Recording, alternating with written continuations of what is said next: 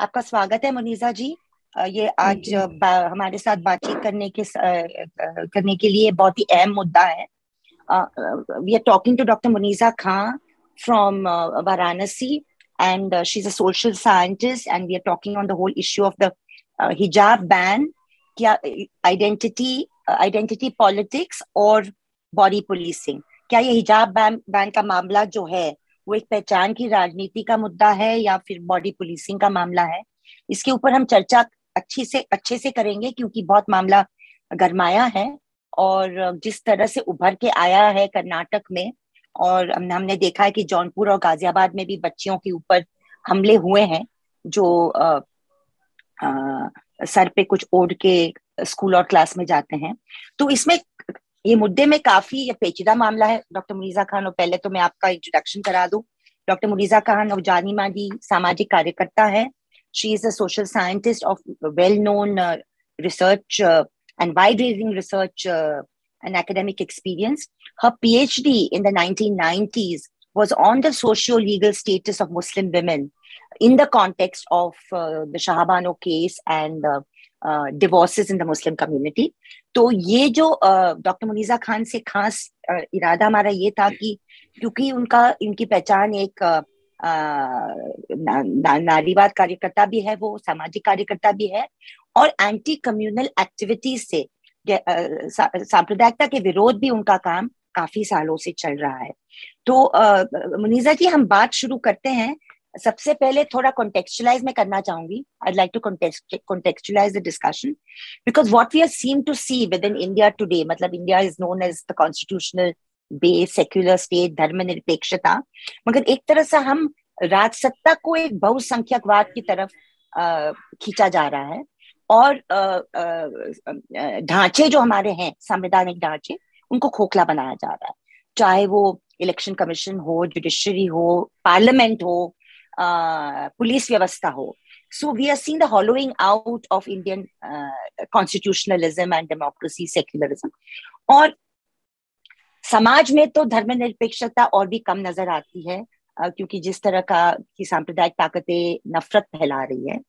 और दूसरी तरफ से लग रहा है हमारे जैसे लोगों को, हो सकता है हम गलत हैं, कि एक तरह से धर्म मजहब के अंदर जो पितृसत्ता है वो एक तरह से चॉइस को, मतलब जो हमारा चॉइस है उसको मिस इंटरप्रेट करके हिजाब और वेल और बुर्का का मामला सामने कर रही है। तो ये दोनों कॉन्टेक्स्ट में हमको बात करनी पड़ेगी, दोनों रियलिटी को देख के। तो पहला मुझे एक सवाल है कि क्या आपको लगता है कि ये जो कर्नाटक में हो रहा है, is it an attack on the Muslim way of life? Thank you so much, Sista ji. It's my pleasure to join this discussion. मुझे ये जो हिजाब का पूरा इशू जो चल रहा है, इस पर जो कर्नाटक में शुरू हुआ, मुझे ये लगता है कि ये पूरी तरह से, जो आपने भी कहा कि ये जो राजसत्ता है, और खासकर अगर हम देखें इधर कुछ जब से 2014 के बाद से कुछ ज्यादा ही राजसत्ता का इंटरफेरेंस हो रहा है, और ये पूरी तरह से दबाया जा रहा है माइनॉरिटी कम्युनिटीज को, और माइनॉरिटी कम्युनिटीज के जो लोग भी आ रहे हैं। और इसके पीछे की राजनीति उनकी पूरी है, जिस तरह से वो नफरत फैला रहे हैं, जिस तरह से वो वायलेंस कर रहे हैं, जिस तरह से वो जो माइनॉरिटीज के जो इश्यूज हैं उन पर अटैक कर रहे हैं। पर इसके साथ साथ हम ये भी कहेंगे कि ऐसा नहीं है इसके पहले नहीं हुआ था। ये शुरुआत अगर आप देखें तो मेरी जब पीएचडी हुई थी शाबानो के टाइम में, और जिस तरह से शाबानो के केस को भी उस वक्त की गवर्नमेंट ने किया था, वो भी पूरी तरह से हम लोग उसके खिलाफ थे कि एक पर्टिकुलर कम्युनिटी या मुल्ला मौलाना को खुश करने के लिए आपने उसको चेंज किया। और तो वहीं से मतलब कानून को स्पेशल कानून लाने का काम किया जी। तो वहीं से वो शुरुआत होती है, और वो एक बहुत बड़ा झटका लगता है जो सेकुलर कम्युनिटीज थी या जो मुस्लिम कम्युनिटी थी। मतलब उस वक्त भी जब हम पीएचडी कर रहे थे, मैंने फील्ड में देखा कि जो मुस्लिम कम्युनिटी के लोग, इवन बीएचयू के जो प्रोफेसर थे, वो लोग भी बहुत प्रोग्रेसिव बातें करते थे और स्कार्फ वगैरह नहीं लेती थी लेडीज। लेकिन जब शाबानो का इश्यूज आया तो वो एक आइडेंटिटी का इशू आ गया, इस्लाम खतरे में है, इस्लाम इज इन डेंजर, तो लोग उधर की तरफ जाने लग गए। तो वहां भी लोग पीछे हटे। लेकिन उसके बाद फिर वो उठा, अयोध्या का इशू आया, फिर मंडल का इशू आया। तो एक तरह से पीछे जब भी कोई ये मुस्लिम औरतें जो हैं आगे बढ़ती हैं, तो हम देखते हैं कि कहीं ना कहीं जो राज सत्ता है वो कोई ऐसा इशू ले आती है जिससे वो सेटबैक हो जाती है, वो पीछे फिर पीछे चली जाती है। और जो मुस्लिम कम्युनिटी का जो मेल है, जो मौलाना है, चाहे वो पेट्रियार्की जो वहां पर जकड़न है पेट्रियार्की की, कि वो वैसे भी आगे नहीं आती है। और जहाँ कहीं कुछ लड़कियां जब आगे आती हैं तो उनको इस तरह की चीजों से कहा जाता है, देखो तुम गई, देखो ये गवर्नमेंट तुम्हारे खिलाफ है, इस्लाम खतरे में है, मजहब में लौटना चाहिए, ऐसे करो, तो वो और पीछे चली जाती है। और ये जो पूरा इशू जो कर्नाटक का भी हुआ हिजाब वाला, ऐसा नहीं है कि वहां पर मतलब कट्टरपंथी तो मुस्लिम कम्युनिटी में भी बहुत है, कर्नाटक में भी है, पीएफआई हो, एसडीपीआई है, जिस तरह की पॉलिटिक्स कर रहे हैं। और ये इशू जो इन्होंने पर्टिकुलरली अभी उठाया पूरी तरह से, क्योंकि नेक्स्ट ईयर तो कर्नाटक में इलेक्शन है और अभी 5 राज्यों में जो इलेक्शन चल रहे हैं, कि उसका इसका असर पड़े, वो कहीं ना कहीं वोट को पोलराइज कर सके। और वो दिखाई भी दे रहा था यूपी में, चाहे वो जौनपुर हो, आजमगढ़ है, गाजीपुर है, इन जगहों में भी, इवन बनारस में भी ये हुआ कि लड़कियों को कहा गया कि आप हिजाब पहन के नहीं आ सकती हैं। तो वहां पर भी एक असर दिखाई दिया। पर और पूरी कोशिश जो ये राइट विंग गवर्नमेंट है इसका ये है कि वोट को पोलराइज करके हम इन इश्यूज में ले जाएं, और जो मेजर इश्यूज हैं, जो जो इश्यूज ऐसे हैं जो कम्युनिटी को असर करते हैं, चाहे वो महंगाई हो, चाहे वो रोजगार है, चाहे वो हमारे नौकरी का सवाल है, तो ये इश्यूज पे बात ना हो, लोग इस पे बात ना करें, और हम इसी बात पे चले जाएं कि हम इन इश्यूज पे घूम फिर के इन्हीं के बीच में रहें। So this is very much about the political and the patriarchy which create this type of things. I think so.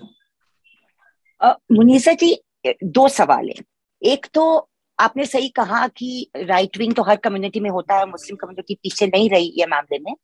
पहले आप हमारे दर्शकों को एक सीधा समझाइए कि नकाब, बुर्का, हिजाब, पर्दा, ये कॉन्सेप्ट कैसे समझना है। क्योंकि जब ये कंट्रोवर्सी पहले शुरू हुई कर्नाटक में, तो ये था कि स्टेट रन स्कूल्स में बच्चियां जो क्लास में आती है वो आती थी शलवार कमीज पहने हुए या जो भी पहनते हुए, और जो कलर यूनिफॉर्म का था उसी कलर का वो एक स्कार्फ पहन के अपने सर पे ओढ़ के आती थी। वहां से बात शुरू हुई। जो एक ऑर्डर निकाला गया सरकार की तरफ से, वो क्यों निकाला गया, ये टाइमिंग भी आपने सही कहा, ये टाइमिंग भी क्या था। ऑर्डर निकाला गया कि हम इस तरह का अभी हम स्कूल में नहीं अलाउ करेंगे। जरूरत क्या थी, क्योंकि इसके लिए भी काफी नारीवादी सोच के लोग, वकील वगैरह कह रहे हैं कि uniformity is not equality. Class के अंदर जो एक माहौल है, यूनिफॉर्मिटी इज नॉट इक्वालिटी। हमारे जो संविधान है वो डाइवर्सिटी और प्लूरलिज्म को, विभिन्नता को रिकॉग्नाइज करता है। और आप इक्वल यूनिफॉर्मिटी अगर थोपेंगे कोई देश में जो इतना डाइवर्स देश है हमारा, तो फिर एक तरह से मेजॉरिटेरियनिज्म स्टेटस को लाएगा। और हमारे जो एक पॉजिटिव सेक्युलरिज्म रहा, मुझे याद है अभी भी असगर इंजीनियर जो आपके भी गुरु थे, हमारे भी, वो हमें समझाते थे जब हम सीखने लगे मुद्दे को, कि हमारा एक बहुत अनोखे टाइप का सेक्युलरिज्म है, positive secularism, where the state is distance from all religion, बस समाज में हम हर तरीके के मजहब, समाज, धर्मों को रिस्पेक्ट करते हैं। तो ये जो एक है कि जो एक वेस्टर्न नोशन या फ्रेंच नोशन होगा कि आप बस वही यूनिफॉर्म पहनो, आप कुछ भी और आपके सिंबल होंगे तो आप नहीं कर सकते, चाहे वो बिंदी हो, चाहे वो चूड़ी हो, चाहे वो मेहंदी हो। कभी कभी मेहंदी को लेकर भी बहुत विवाद हुआ है क्लासों में, और अभी तो स्कार्फ का मामला आ गया है। और कल परसों जब आर्गुमेंट चल रहे थे कर्नाटक हाईकोर्ट में, मैं देख रही थी, तो एक साउथ अफ्रीकन हाई कोर्ट का जजमेंट साइट किया गया। वहां पे एक हिंदू बच्ची ने कोर्ट में जाके ये कहा कि मेरा जो नथनी है, जो मैं भी पहनती हूँ, आप नहीं पहनती, नथनी पहनने का जो मेरा अधिकार है वो भी मेरा एक कल्चरल सिंबल है, तो इसलिए मैं पहन के स्कूल में क्यों नहीं आ सकती। तो the nose ring as a symbol of cultural identity. So this business about uniformity, classroom, what kind of classrooms do we want, और अभी जो हम देख रहे हैं कि पूरे ढक के आना, मतलब उसमें ना आंख भी नहीं नजर आएगी, चेहरा भी नहीं नजर आएगा, व्हाट इज दिस डिफरेंस। जी देखिए, आप सही कह रही हैं। एक तो ये भी है कि आज हम लोग बहुत अवेयर भी हुए हैं सब राइट्स के बारे में। हमें याद है कि जब हम 7th 8th में पढ़ते थे, GGIC स्कूल था, गवर्नमेंट गर्ल्स इंटर कॉलेज, और स्कूल में भी कहा जाता था कि आपको 2 चोटी बांध कर आनी है। यानी आपके बाल कटे नहीं होने चाहिए, आपको 2 चोटी और काला रिबन ही लगा हो, तो वो भी मतलब उस टाइम में करना जरूरी था। अगर कोई एक चोटी करके आ गया या बाल खुले होकर के आ गया तो उसको बाहर खड़ा कर दिया जाता था सजा के तौर पर। तो शायद उस वक्त के पेरेंट्स को या ऐसी फैमिलीज नहीं थी या इस तरह के इश्यूज नहीं आते थे कि जो ये कहता है कि भाई, या आज भी शायद बोल रहा हो स्कूलों में कि नहीं बच्चों के बाल, पर अब तो बच्चे जाते हैं बाल कटे ना हो ये ना हो। उसी तरह से हम देखते थे कि जब बसंत कॉलेज, हम कॉलेज में आए, जो हमारा एनी बेसेंट का कॉलेज है, ग्रेजुएशन के टाइम में, तो वहाँ बीएड की जो हमारी सिस्टर्स, जो हम देखते 2-3 नर्स ऐसी थी जो अपनी यूनिफॉर्म में आती थी और वो बीएड करती थी। तो हम लोग ऐसा नहीं देखते थे कि कोई वो बहुत वो है, ठीक है वो उनका पहनावा है, रेस्पेक्ट करते थे। लेकिन आज जो इश्यूज है उनको एक चॉइस को नहीं करने दे रहे हैं, और एक राइट विंग के जो वायलेंट लोग हैं वो इस मुद्दे को ज्यादा गर्म कर रहे हैं। वरना ये इश्यूज इतने इम्पोर्टेंट नहीं है कि ठीक है वो आ रहे हैं जिसका जो पहनावा है जो पहने। अगर एक टाइम ये भी था हमारे बसंत कॉलेज में कि कोई जीन्स पहन के नहीं आ सकता था। उस टाइम में हमारी एक दोस्त थी, वो जीन्स पहन के जाती थी, उसको होता था कि नहीं आप ये कैसे आती है जीन्स पहन के, सिर्फ सलवार सूट पहनना है और सैटरडे को आपको साड़ी ही पहननी है। तो ये सब चीजें कॉलेज की अपनी डिसिप्लिन के हिसाब से रहता था या उनको चलाते थे, पर वहां पर इस तरह के जो क्रिमिनल एलिमेंट इनको एंट्री नहीं रहती थी कि ये आकर के कुछ करे। आज क्या है कि इन लोगों को मौका मिल गया है, और मौका इसलिए मिला है क्योंकि इनके लोग आज पावर में है और ये जो चाहे वो कर रहे हैं। तो वो चीजें एक इश्यूज को भी वो कर रही है, माइंड भी डाइवर्ट कर रही है, और कहीं ना कहीं पूरी मुस्लिम समाज की या और समाज की जो औरतें हैं, जो लड़कियां हैं पढ़ने वाली, वो पीछे जा रही है। इसका असर ये होगा कि पेरेंट्स उनको बच्चों को नहीं भेजेंगे या पढ़ाई खत्म करा देंगे या फिर आगे नहीं बढ़ देते। तो वो पूरा एक तरह से इम्पैक्ट जो पड़ा वो लड़कियों पर, औरतों पे पड़ रहा है। और जहां तक आपने ये कहा कि ये हिजाब और निकाब के फर्क क्या है, देखिए अगर आप उसमें जाएं, हम कल बल्कि जब ये हो रहा था तो मैंने भी अपने पुराने थोड़ा सा वो देखे, और कुरान शरीफ की जो आयत है, हम हदीस को नहीं मानते हैं, है ना, हम तो पर्टिकुलरली मजहब के भी वो नहीं है और बुर्का और हिजाब के तो बहुत ही खिलाफ है। लेकिन हमने जब कुरान शरीफ की आयत को देखा कि भाई देखिए इसमें क्या नकाब या हिजाब के बारे में कह रहा है, तो जो कुरान की आयत है चैप्टर 24 वर्स 30, वो ये कहता है कि instructs men to observe modesty, say to the believing men that they restrain their eyes and guard their private parts, this is purer for them. तो यानी पहली आयत तो ये कह रही है मैन को, मर्दों को कहती है कि वो आप अपने को करिए। उसके बाद की आयत आती है वो 31 है। 31 ये कहती है कि and tell the believing women to lower their gaze and guard their chastity and not to reveal their abnormal except what normally appears. यानी कि ये कहा गया है कि पहली बात तो मेन को कहा गया, जो कि कहीं कोई बात ही नहीं करता, सिर्फ औरतों को लेके चलते हैं, बुर्का ओढ़ो, हिजाब लो, कवर करो, घर से मत निकलो।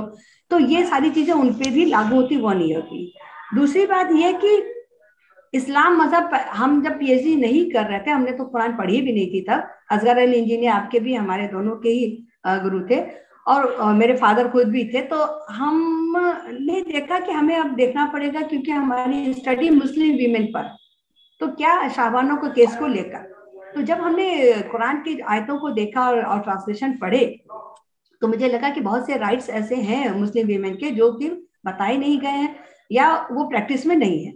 जैसे कि कुरान की जो चौथे सूरे की चौथी आयत थी, और उस वक्त शाबानों का केस बहुत चल रहा था, वो आयत ये कहती है कि मेहर की रकम औरत को पूरी तरह से माफ करने का हक नहीं है, राइट नहीं है।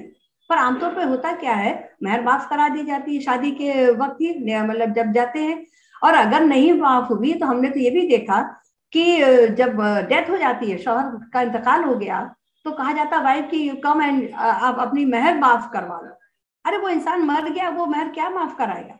तो ये चीज है। और दूसरा, पूरी मेहर माफ करने का और तो मेहर तो है नहीं, मगर उस तरह हाँ, दहेज बढ़ रही है, दहेज हाँ बढ़ रहा है। बिल्कुल बिल्कुल। एक तो मेहर नहीं है, मेहर मेहर तो हमने अपनी स्टडी में देखा था 51 रुपए थी, 11 रुपए थी। ये कोई मेहर का मतलब है? ऊपर से आपने जहेज बढ़ता चला जा रहा है। हमारे बनारस के जो मदनपुरा एरिया है, जहां पर जहेज का जो रिवाज है, वो कहते हैं हम लोग जहेज नहीं देते। रिवाज क्या है कि आप एक दिन पहले सारा जहेज लड़की के घर पहुंचाएंगे, लड़की वाले लड़के के घर देंगे, और दूसरे दिन कहेंगे हम तो सिंपल शादी कर रहे हैं। तो वो पूरी तरह से और इवन डाउरी ब्राइड बर्निंग शुरू हो गई है। और आज तो ज्यादा ही हो गई है, उस टाइम में भी ब्राइट बर्निंग जौनपुर में भी हुई, बनारस में हुई। जिस मुस्लिम कम्युनिटी में कहा जाता है कि साहब आपके यहाँ तो जलाना मना है, पर वहां ब्राइट बर्निंग भी शुरू है, आपके दहेज की डिमांड पूरी बढ़ रही है। तो ये तो समाज में जो बुराइयां हैं वो तो एक दूसरे की ले लेते हैं, वो जो भी है उसमें फिर इस्लाम खतरे में नहीं आता है। वहां नहीं ये कहते कि ये इस्लाम के खिलाफ है, ये मजहब की बात माने। लेकिन और खासकर जहां औरतों का मसला आता है, जहां उनकी फ्रीडम का मसला आता है, आजादी का मसला आता है, देन दे से कि इस्लाम इज इन डेंजर। तो ये पूरी तरह से एक साजिश पेट्रियार्की है जो औरतों को पीछे ढकेल रही है और ढकेलना चाहती है। उसमें इस्लामिक जो कट्टरपंथी वो हो, चाहे वो दूसरे कम्युनिटी दूसरे रिलीजन के कट्टरपंथी हो, वो सारे लोगों का एक ही सोच होती है। और वो सब एक तरह से चाहते हैं कि लड़कियां आगे ना आए, लड़कियां पीछे जाएं और वो अपने पर्दे में रहें। तीसरी चीज जो हिजाब और निकाब का फर्क वाली बात आई थी, हिजाब का जो कॉन्सेप्ट अगर देखें आप, हम देखते हैं कि वो एक तो it is just like a head scarf that covers your head and neck, and नकाब इज फुल कि you have to cover the whole body. नकाब एंड बुर्का एक तरह से एक ही है, वो शायद वही होगा कि वो भी होल बॉडी को कवर करता है, ये भी कवर करता है। उसके बाद कुछ और भी नाम आए हैं इसमें, जैसे एक खेमर का आता है, शैया का आता है कि आप एक शॉल ले लिया, आपने चादर ढक लिया, उस तरह से। लेकिन ये जो हिजाब का कॉन्सेप्ट आया, ये इधर हम देखें अगर तो बहुत ज्यादा पुराना नहीं है, आप कह सकते हैं 15 साल 20 साल शायद होगा पुराना। और क्योंकि हमने ये देखा कि हम पहली बार जब 91-92 में बांग्लादेश गए थे, तो वहां की एक प्रोफेसर थी ढाका यूनिवर्सिटी की, वो बिल्कुल मॉडर्न ड्रेस वगैरह भी पहनी थी और हम लोग के सेमिनार में आई थी, कोई स्कार्फ नहीं कुछ नहीं। उसके बाद वो हमें शायद 10-12 साल के बाद फिर मिली मलेशिया के सेमिनार। मैंने देखा कि उनके पूरे स्कार्फ बांधे हुए थी, तो हमने कहा ये क्या हो गया आपको? तो कह नहीं नहीं ये तो हमारी आइडेंटिटी है, तो कहना चाहिए, आप भी लीजिए। हमने कहा ये तो बकवास है, अब क्यों ऐसा कर रही हैं, आप तो प्रोफेसर हैं और खुद पढ़ाती हैं। तो ये लोगों में एक आइडेंटिटी की चीज आती चली गई कि नहीं ये हमको स्कार्फ पहनना है, ये हमें कवर करना है। और दूसरा ये कि आप बचपन से जो चाइल्डहुड है उसको आप यही चीज सिखाते हैं कि देखो तुम मजहब के नाम पे तुमको सर कवर करना है, बाहर नहीं जाना है, बाहर लोगों से बात करते हुए सर को ढक के जाना है, किसी गैर को का सामना ना पड़े। इस तरह से चीजों को ला करके औरतों को बचपन से ही पीछे ले जाना कि आप इसी पर्दे में रहे, और पर्दे में इसलिए रहे कि आप 4 दीवारी में रहेंगे तो आप बाहर ना निकलें, बाहर नहीं निकलेंगे आप बाहर की दुनिया नहीं देखेंगे, दुनिया नहीं देखेंगे तो आप आगे नहीं बढ़ेंगे। और वो नहीं चाहते कि ये दुनिया, ये लोग आगे बढ़े, क्योंकि उनके कंफर्ट्स कहीं ना कहीं इफेक्ट होते हैं। अगर जिस भी घर में हस्बैंड वाइफ अगर नौकरी कर रहे हैं तो आप देखेंगे कि हस्बैंड को भी हेल्प करनी होगी, किचन में भी घर में भी। अगर नहीं अगर वाइफ नौकरी नहीं कर रही है, हाउस वाइफ है, तो पूरा काम आपका कर रही है, आपको प्रेस भी करके देगी, आपके जूते भी साफ करेगी, सारे काम करेगी। तो ये जो पेट्रियार्की है, ये जो सोच है, इसको बनाए रखने के लिए चाहते हैं कि घर में औरतें बैठे हैं, वो बाहर ना निकले, और इस तरह की चीजें लाते हैं। मगर आपने देखा, हमने देखा कि शाहीन बाग के आंदोलन ने, जिसने मतलब पूरे विश्व भर में, देश भर में एक बहुत ही अनोखा आंदोलन था, और हम सबको उसने इंस्पायर किया, और न इतना स्पॉन्टेनियस और इतना प्रोग्रेसिव आंदोलन जिसको लेकर कोई एक्सपेक्टेशन भी नहीं था, और एक ऑर्गेनिक आंदोलन उभर के आया, जिसमें बंबई में भी हुआ, पूना में भी हुआ, कलकत्ता, इलाहाबाद आपके वहां भी हुआ।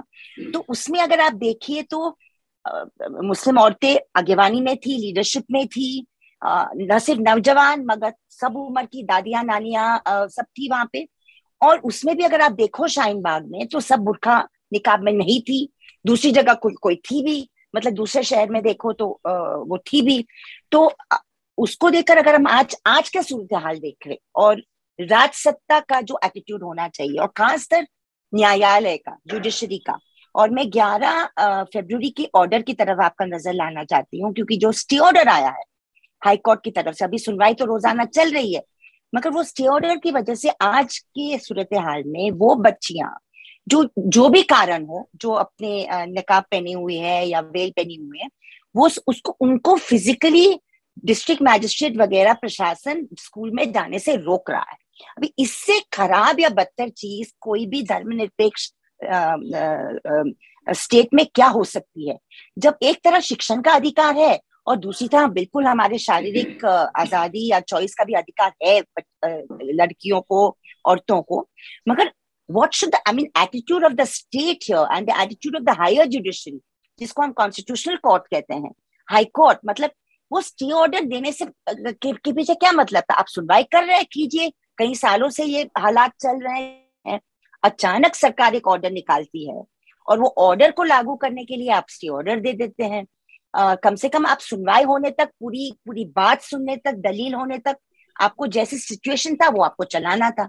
अभी हम जो सड़कों पे देख रहे हैं, और आप सही कह रहे हैं, कर्नाटक के सड़कों पे दोनों तरफ से मोबिलाइजेशन हो रहा है, औरतों की तरफ से भी, महिला की तरफ से भी, और बाकी जो राइट विंगर्स है दोनों तरीके से वो भी मोबिलाइज कर दें। और जो स्टडीज दिखाती है हमें, फॉर्चुनेटली अनफॉर्चुनेटली, आप और हमारी सोच जो भी हो, मगर स्टडीज दिखाती हैं कि अगर 61%, 61% ऑफ इंडियन विमेन, ये 2019 और 2020 की स्टडी है, the women reported covering their heads outside their homes, okay, 61%, all women।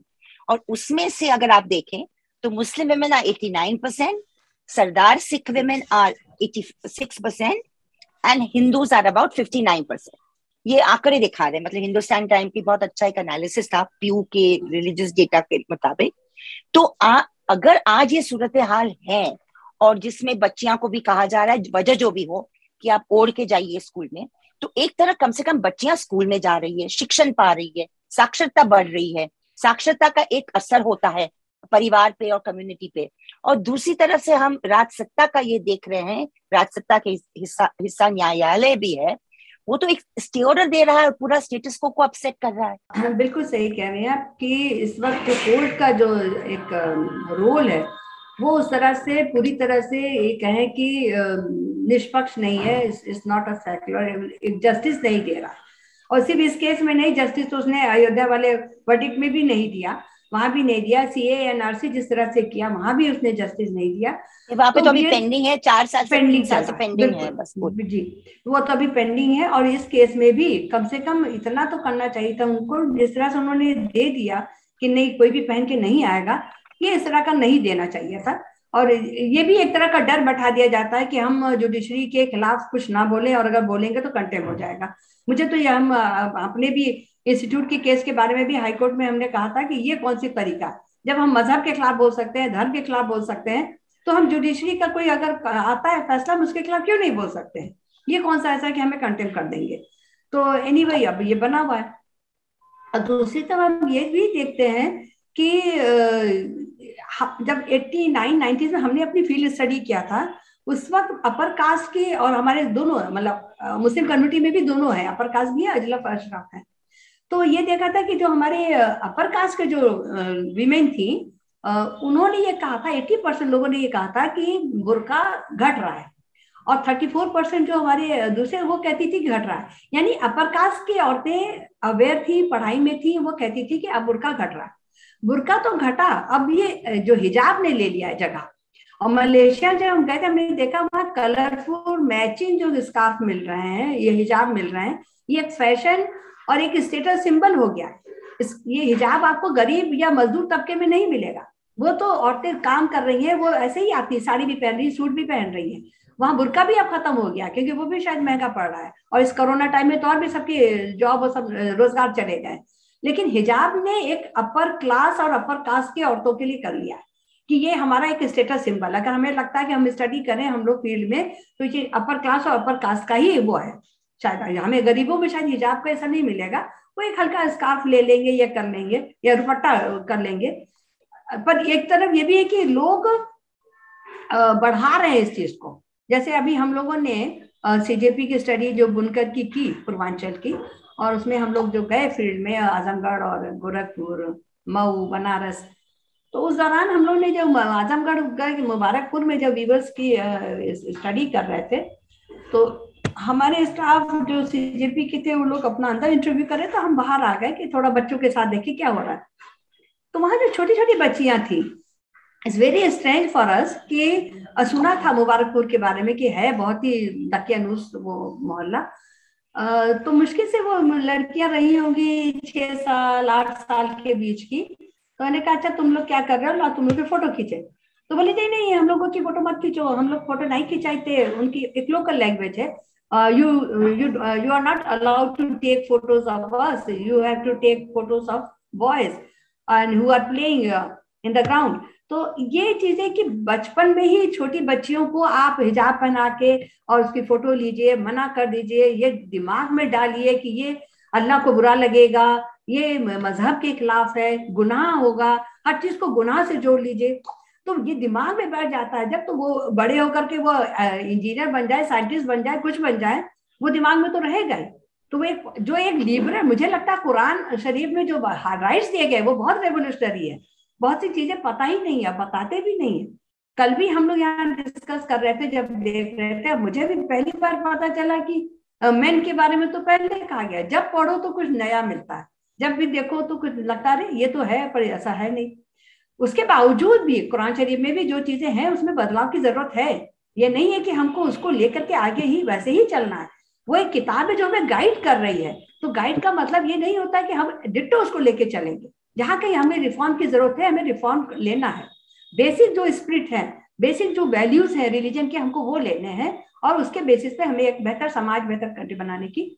और फिर हमारे पास कॉन्स्टिट्यूशन है, हम जिस कंट्री में रह रहे हैं यहाँ पे एक कॉन्स्टिट्यूशन है, ये एक सेकुलर कंट्री है।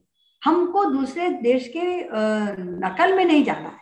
और हिजाब को अगर आप देखें तीस्ता जी, तो ये सऊदी का जो है, सऊदी अरब से या इवन अमेरिका में हम देख रहे हैं हमारे अपने रिलेटिव्स जो बहुत पढ़ने में है, साइंटिस्ट हैं, पर हिजाब पहन रही हैं लड़कियां, क्योंकि वो एक आइडेंटिटी अपनी है।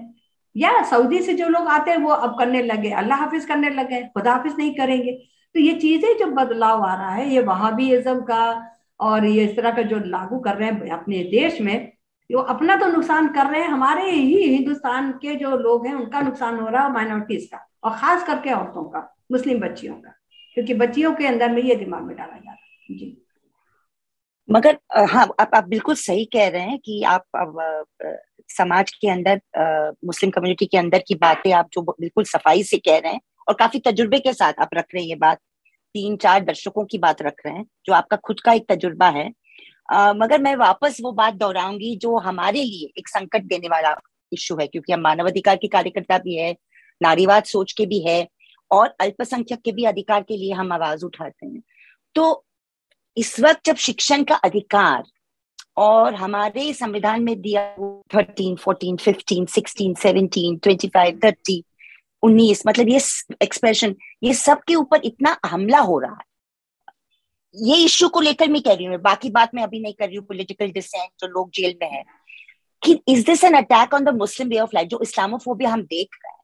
और मतलब कि आप बिरयानी से आप सोशल मीडिया पे जितना घटियापन आप देख रहे हैं, इतना नफरत देख रहे हैं कि कुछ भी अगर मतलब उर्दू, अरबी, फारसी नाम से लेके, जबान से लेके, खाने पीने, रहने सहने, end of course the religious and cultural symbols, नमाज हो या कुछ भी, में शाहरुख खान का आप देख लीजिए, लता मंगेशकर केस में जाते हैं और किस तरह उनको गंदी गंदी बातें वो आज करता है जो एक चैनल ला रहा है का।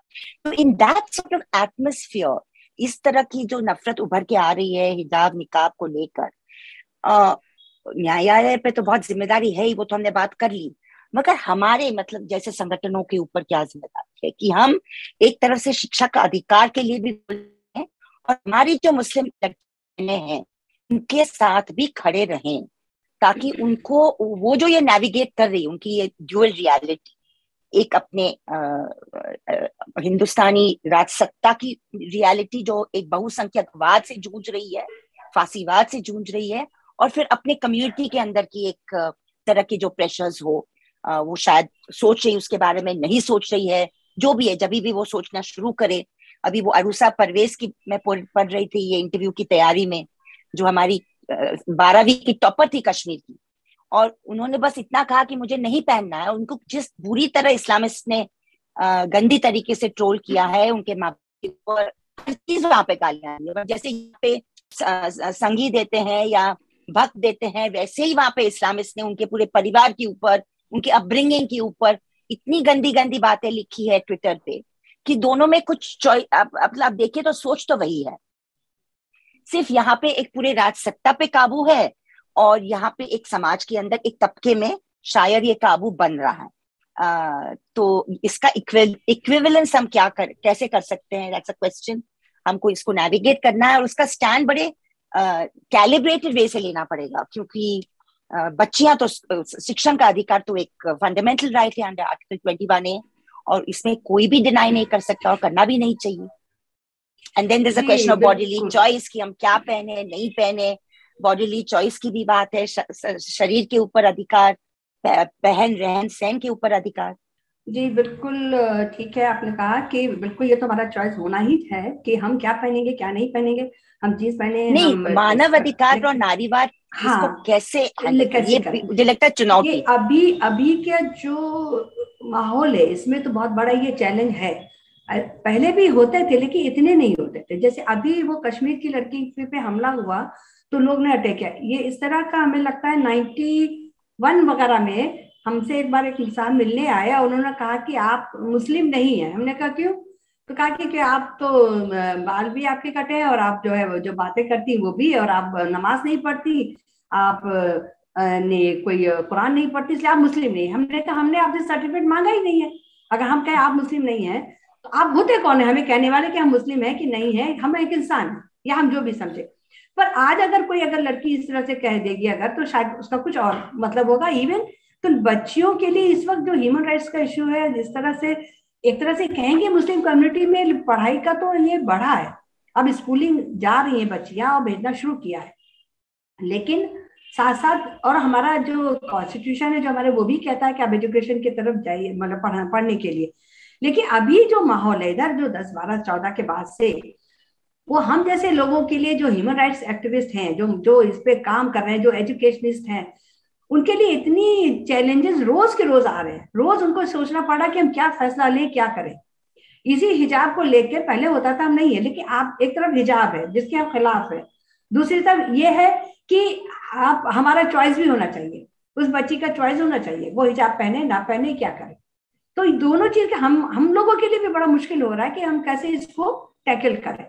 लेकिन हमें राइट्स मतलब ह्यूमन राइट्स एक्टिविस्ट को ये होना है कि ठीक है चॉइस होना चाहिए, पर साथ साथ जो चीजें गलत है, चाहे वो घूंघट में हो, चाहे वो हम लोग हमेशा से कहते रहे कि ये कन्यादान के खिलाफ बात करते रहे, हम लोग हमेशा से ये इसके सिंदूर, ये आइडेंटिटी ये क्यों लड़कियों के लिए होती है कि वो मैरिड है, मर्द के लिए तो कुछ होता नहीं है कि वो मैरिड है कि अनमैरिड है।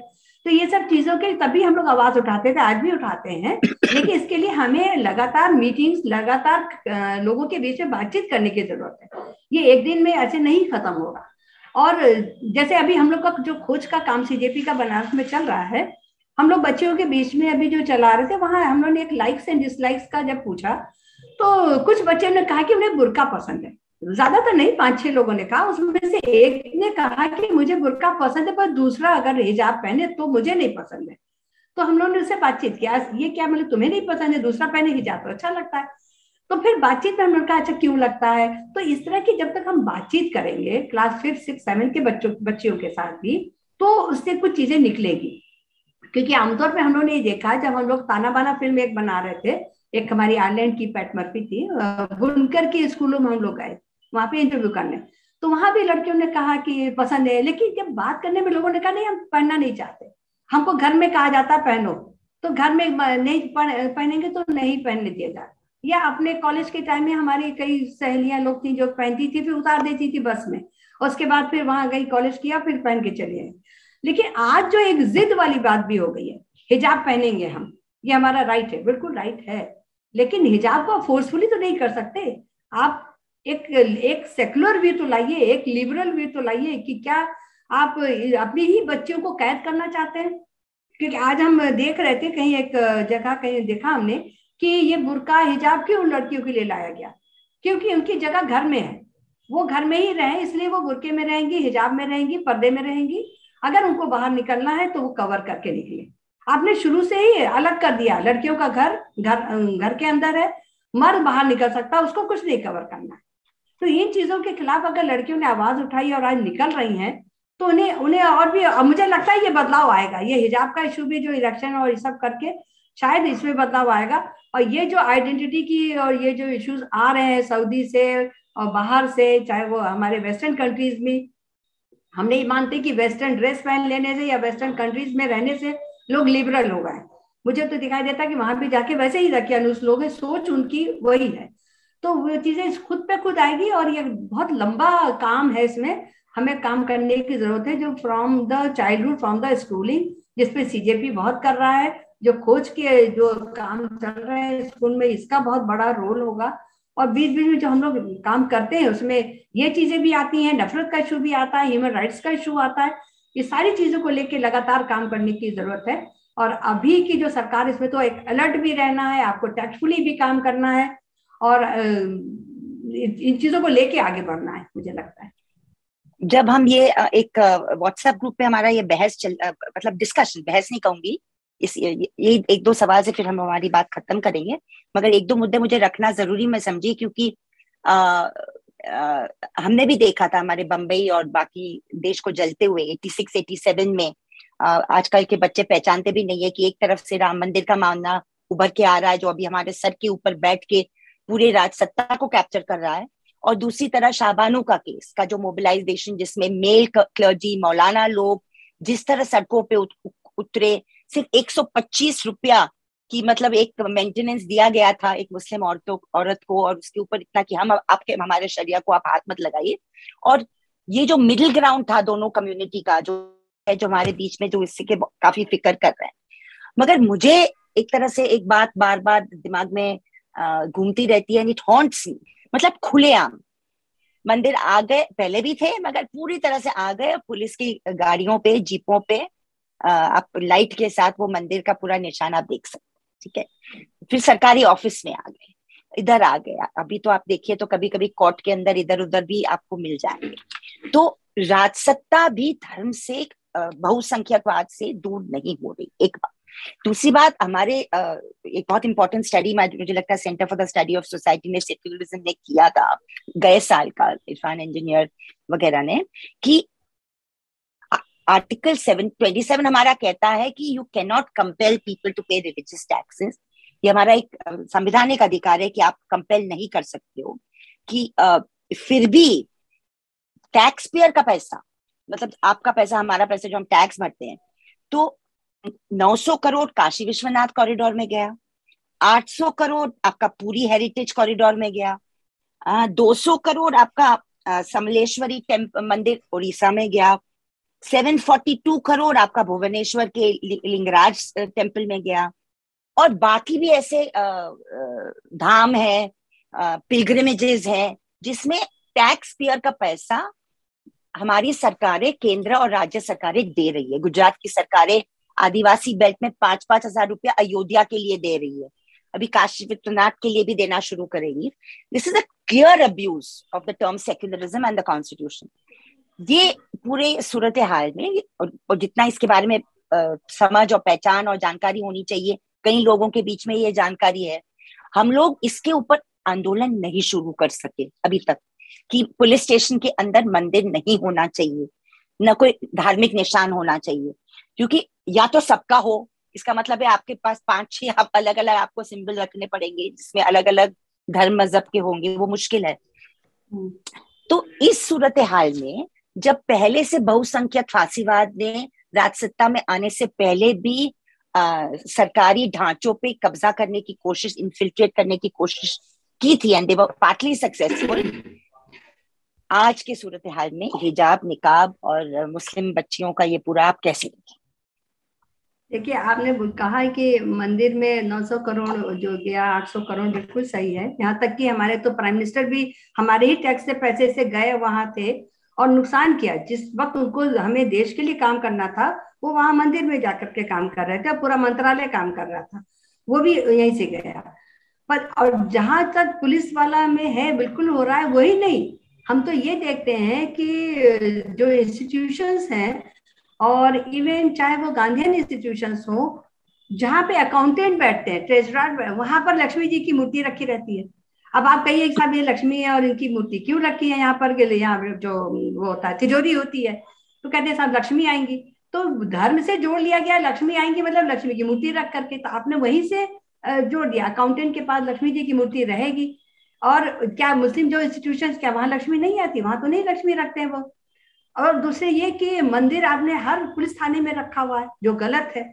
उसके भी खिलाफ कोई मूवमेंट की बिल्कुल जरूरत है कि इसको हम लोग क्या कर सकते हैं, लीगल फाइट लड़ सकते हैं या मूवमेंट चलाएंगे कि ये चीजें नहीं होनी चाहिए। इवन कोर्ट कचहरी में भी रहता है, या अब तो खैर जबरदस्ती का करवाते भी हैं। अच्छा, पता नहीं क्यों मुझे लग रहा है कि हमें याद है, हम जब क्लास थर्ड फोर्थ में थे, हमारी प्रिंसिपल जयशीला पांडे जी थी, और जब हम लोग आते थे स्कूल से, जब छुट्टी हो जाती थी तो वो आके गेट पे खड़ी होती थी। सारे बच्चों को लाइन से आना होता था, उनके पैर छूटे होते थे। तो हम लोग भी आते थे क्लास। अच्छा, उस स्कूल में पहले वो बहुत खिलाफ थी मुस्लिम्स के, लेकिन बाद में बहुत सेक्युलर भी हुई है और अभी भी अच्छी है। लेकिन वो चीज थी उनकी। तो हम लोगों को भी कभी ये नहीं लगा कि इनका पैर छू के ही जाना, पैर सवेरे भी खड़ी हो जाएंगी, पैर छू के आइए और जाते वक्त जाइए। लेकिन आज पता नहीं क्यों लगता है कि आज जैसे हमारे घर के बच्चे ये चीज करें तो हम ही कहेंगे क्यों, ऐसा क्या राइट है, जो उसको छूना छुएगा, जिसको नहीं छूना नहीं छुएगा।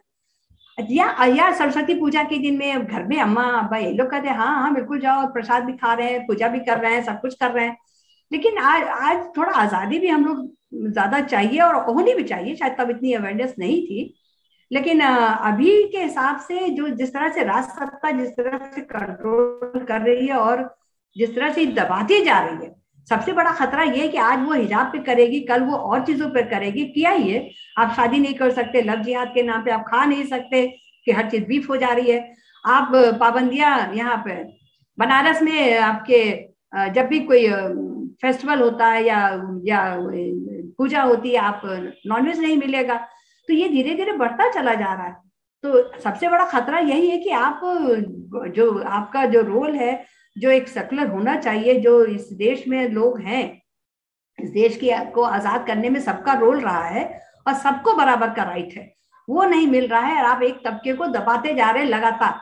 आज आप मुस्लिम को दबा रहे हैं, दलित को फिर दबा रहे हैं, फिर आप माइनॉरिटीज के क्रिश्चियंस को कहेंगे कि आप क्रॉस नहीं पहन सकते, फिर सरदार को कहेंगे आप वो नहीं लगा सकते, अपना नहीं ड्रेस पहन सकते। तो ये चीजें इनकी बढ़ती जा रही है, और इसको रोकने के लिए ही हम लोग as a human rights activist कहते हैं कि नहीं, हमें चॉइस होनी चाहिए। तो ना चाहते हुए भी हम ये कहते हैं कि नहीं, हिजाब का भाई उसका राइट है, वो पहनना चाहे तो पहने, ना पसंद करते हुए भी ये कहना पड़ रहा है। तो क्योंकि इसके खतरे जो दिखाई दे रहे हैं, तो पर वही है कि लड़ाई इतनी आसान नहीं है, बिल्कुल लड़ने की तो जरूरत है ही। हाँ, और ये भी हम लोग नजरअंदाज नहीं कर सकते कि जैसे कि बहुसंख्यकवाद कई संगठनों के द्वारा फैलाया जा रहा है, जिसको राजसत्ता की पूरी सहमति है, और उनका खाकी shorts and saffron flags of the regime, मतलब वही उनका काम कर रही है। राजसत्ता में बैठे हुए लोग खामोश रहते हैं जब हमले होते हैं, जब हर तरीके की मतलब नाइंसाफी होती है, तो those in power are completely quiet. मगर अनफॉर्चुनेटली माइनॉरिटी कम्युनिटी में भी, मुस्लिम कम्युनिटी में भी ऐसे ताकतें हैं। अभी कल हम कोई कार्यकर्ता से मिले जो हमारे साथ काम करते हैं, शोलापुर में रहते हैं, और वो कह रहे थे, आपने पीएफआई और जेपीआई का नाम लिया तो मैंने कि मतलब ये संगठन आके घर के अंदर आके पूछ रहे मुस्लिम्स को कि आप कितने वक्त नमाज पढ़ते हो, कैसे रहते हो, कैसे नहीं रहते हो। तो ये भी एक तरह का चल रहा है trend. Is it a natural trend because of the majoritarianism and the majority communalism? ये बहस तो हमारी 92-93 से ही चल रही है कि जो हमारे बंबई शहर में बुर्का कभी नहीं नजर आ रहा था, या कुछ कुछ तबकों में छोटी छोटी जगह पे नजर आता था, 92-93 के बाद बहुत फैला। तो यही हम नारीवाद संगठन वगैरह सोचते थे, मानवाधिकार हम खुद सोचते थे कि क्या ये थ्रेट की वजह से है, क्योंकि हमले हुए 92-93 में, Muslim community was 80% attack in my city, मतलब पोस्ट बाबरी मस्जिद डेमोलिशन। तो क्या उसकी वजह से है या फिर दूसरी वजह से है? फिर गुजरात में आप देखेंगे तो इतना नहीं है, तो पता नहीं, it's a very complex situation. Karnataka आज सुबह मतलब एक हमारे खास दोस्त है जो कैलिकट में, उनका 15 या 20 कॉलेजेस है केरल में, मुस्लिम एजुकेशन सोसाइटी, डॉक्टर फजल गफूर साहब है, और उन्होंने तो अपने कॉलेजेस और स्कूल में बुर्का और पूरा बैन किया हुआ। मतलब स्कार्फ ओढ़ के आ सकती है बच्चियां, बिल्कुल, हम गए हैं काफी बार वहां, but he has banned it. और काफी उनको मतलब फंडामेंटलिस्ट से गाली खानी पड़ी वगैरह, मगर वो हिले नहीं है अभी तक। तो ये है। और वहां पे भी जो कैडेट की एक स्कूल में एक ऐसा कंट्रोवर्सी शुरू हुआ था कि हमें ये कैडेट में एडमिशन के लिए हमें हमारा पहनने दो, तो वो नकारा गया केरल सरकार ने, और वहां पे कुछ कंट्रोवर्सी खड़ी नहीं हुई। तो कंट्रोवर्सी भी कहाँ पे खड़ी होती है, कब खड़ी होती है, इलेक्शन का समय है, जुडिशरी का रोल क्या होता है, प्रशासन का क्या रोल होता है, कर्नाटक प्रशासन ने उस वक्त ऑर्डर क्यों निकाला, अचानक जो स्टेटस को था उसको उथल पुथल करने का, पब्लिक ऑर्डर उन्होंने शब्द यूज किया, एज इफ की स्कार्फ पहनने से पब्लिक ऑर्डर डिस्टर्ब होता है। मतलब मैं अगर ओढ़ लूं और मुझे देखे कि ये मुस्लिम है तो मुझे उसके देखने से पूरा पब्लिक ऑर्डर पे थ्रेट है। तो इसमें बहुत सारे लेयर्स हैं और हमें बस कुछ ना कुछ हाँ या ना में इस पे जवाब कहने पे मजबूर किया जा रहा है कि आप इसकी तरफ हो या उसकी तरफ हो। तो मैं मानती हूँ कि that is the major challenge, ये चुनौती जो the biggest challenge for the human rights movement and the feminist movement is to be able to answer the question with nuances and with complexities and not get compromised, even though it's a difficult argument and you will never win votes on it, but I think we have to make a complex argument. Last words for you, Moneeza ji.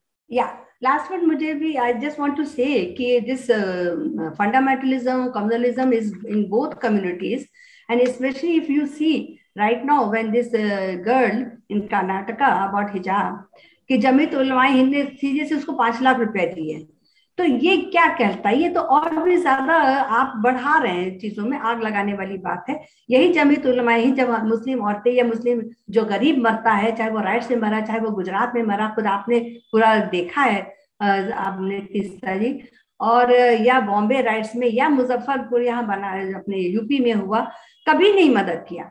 इतने Covid में लोग मरे, कभी नहीं मदद किया। लेकिन एक लड़की अगर हिजाब, आप उसको शेरनी कह रहे हैं, आप उसको 5 लाख रुपया दे रहे हैं और पता नहीं क्या और दिया होगा। तो ये कम्युनलिज्म जो माइनॉरिटीज में, इसके भी खिलाफ लड़ने की जरूरत है। और हम लोग तो खैर बोलते ही हैं, कहते ही हैं, लेकिन फिर यही लगता है कि जो मेजोरिटी है, जो बहुसंख्यक बात है, जब वहां जो होता है वो ज्यादा खतरनाक होता है। और उससे सिर्फ एक समाज ही नहीं टूटता है, पूरा देश बिखर जाता है, पूरा देश खत्म होता है।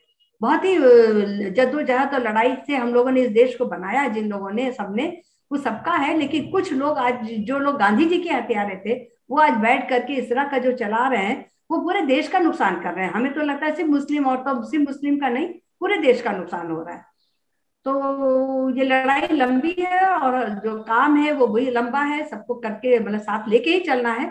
पर अभी का जो दौर चल रहा है तो बहुत ही ज्यादा खराब दौर है, और इस उम्मीद में हम लोग चल रहे हैं कि शायद यूपी में नेक्स्ट मंथ में कुछ हम लोग को उम्मीद दिखे। और लेकिन काम तो करना ही है, चाहे हम कोई भी सरकार हो, कुछ भी हो। ये काम जो नफरत का है, चाहे वो ह्यूमन राइट्स का है या विमेंस राइट का है, इन इश्यूज पे तो काम लगातार करने की जरूरत है। आज आपसे भी बात करके बहुत अच्छा लगा। Thank you so much. I just want a small correction में जमीयत उलमा हिंद ने जो किया नहीं किया मुस्कान को लेकर, मैं नहीं उसके ऊपर कुछ नहीं कहूंगी, बट कम से कम टेरर केसेस में जो मुस्लिम यूथ के साथ जो टेरर केसेस हुए उसमें उन्होंने काफी मदद की है कम्युनिटी की, लीगल एड। तो ये मुझे रिकॉर्ड पे लाने की जरूरत है। और फाइनली मुझे लगता है कि ये कॉम्प्लेक्स एक रियलिटी है जो मानवाधिकार कार्यकर्ताओं के लिए और नारीवाद मूवमेंट के लिए बहुत बड़ी एक चुनौती है कि आप स्टेट मेजोरिटेरियनिज्म और फैसिज्म को के बीच में चॉइस को, personal choice, community choice, identity को आप किस तरह से देखेंगे। और क्या ये बात सही नहीं है कि एक तरह से कोई भी चीज अगर मुस्लिम हो उसके ऊपर एक अटैक हो रहा है, चाहे वो उसका खान, रहना, सहना, नाम, निशान, पॉलिटिकल रिप्रेजेंटेशन, एजुकेशन, आर्थिक अधिकार, सामाजिक अधिकार। Thank you very very much Muneeza ji, और ये बात हमारी जारी रहेगी पब्लिक में और हमारे काम को लेकर। Thank you very very much. Thank you.